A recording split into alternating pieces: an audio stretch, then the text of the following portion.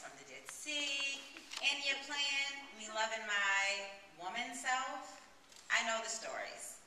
Vaginas are beautiful.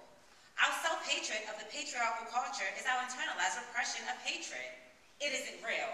Pussies unite. I know the stories. It's like if we grown up in a culture where we were taught that fat thighs were beautiful, we'd all be spending our days lying on our backs, pounding down Krispy Kremes and milkshakes, spending our days thigh expanding. But we didn't grow up in that culture. I hated my thighs, and I hated my vagina even more. I thought it was incredibly ugly. I pitied anybody who had to go down there. In order to survive, I started to pretend there was something else between my legs. I imagined furniture.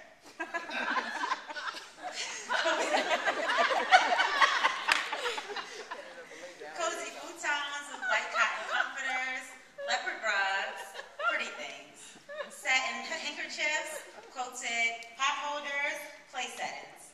I got so accustomed to this that I lost all memory of actually having a vagina.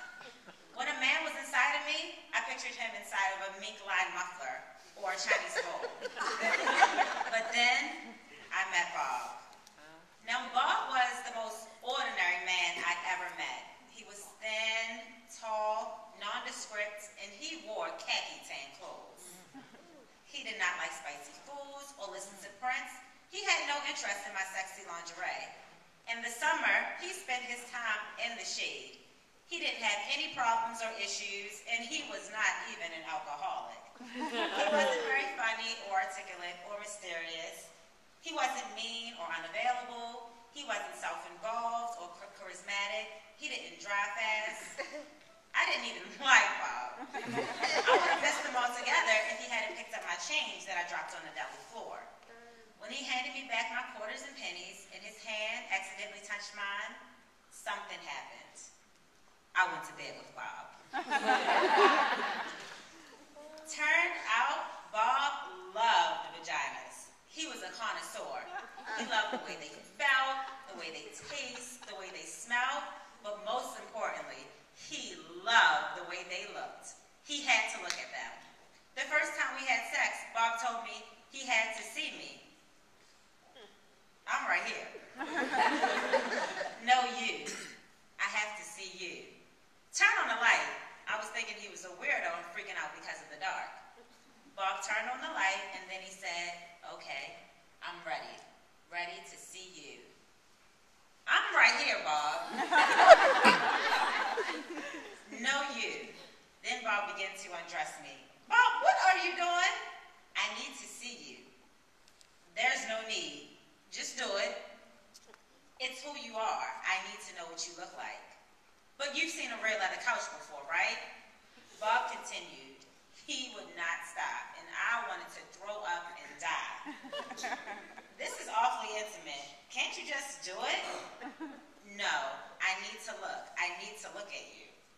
So I held my breath, and he looked, and he looked, and he got breathy, and his face changed. And Bob did not look ordinary anymore. He looked like a hungry beast. You're so beautiful, so elegant, so deep, innocent, and wild. You saw that there? It's like he read my palm. I saw that there, and more. Much, much more. He stayed looking for almost an hour, as if he were observing a map or the moon, but except it was my vagina. In the light, I watched him looking at me, and he was so genuinely excited, so peaceful, so euphoric. I began to get wet and turned on. I began to see myself the way Bob saw me. I began to feel beautiful and delicious, like a beautiful painting or a waterfall. Bob wasn't afraid. He wasn't grossed out. I began to swell and began to feel proud. I began to love my vagina.